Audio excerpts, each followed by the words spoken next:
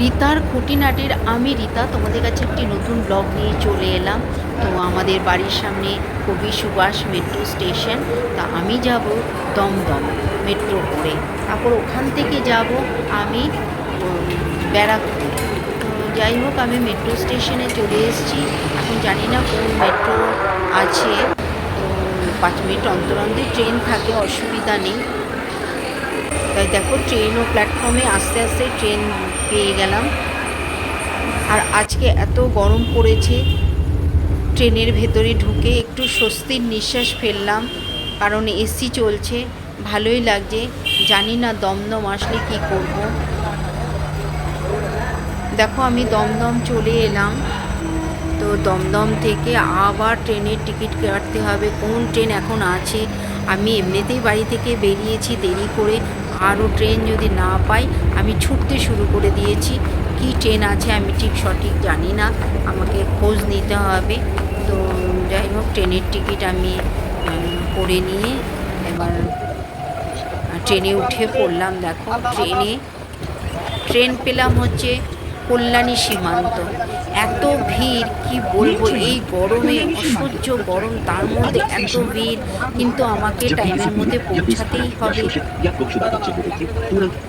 ওই ভিড়ের মধ্যে ফল বিক্রি হচ্ছে, প্যাসেঞ্জাররা ফলও কিনছে ওই গরমের মধ্যে, ওই ভিড়ের মধ্যে।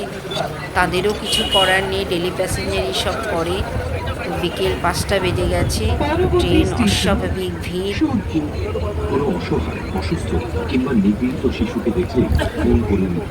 আমি কীভাবে ব্যারাকপুর গেলাম সেটাই তোমাদের কাছে শেয়ার করলাম। দেখো, আমি ব্যারাকপুর চলে এলাম।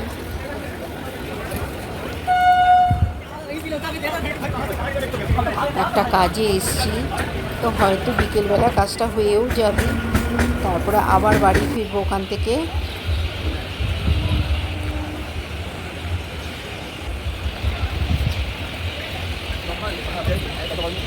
আমাকে আবার ওভারব্রিজ দিয়ে আমার স্টেশনের বাইরে আমাকে যেতে হবে, তাই ওভারব্রিজের দিকে এগিয়ে চললাম। আমি একদম স্টেশনের বাইরে চলে এসেছি, অপেক্ষা করছি একজনের জন্য। আমাদের এক আত্মীয় আসবে, তার জন্য অপেক্ষা করছি।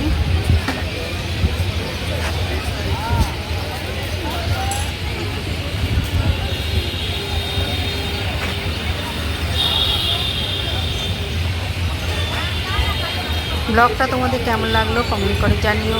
টাটা।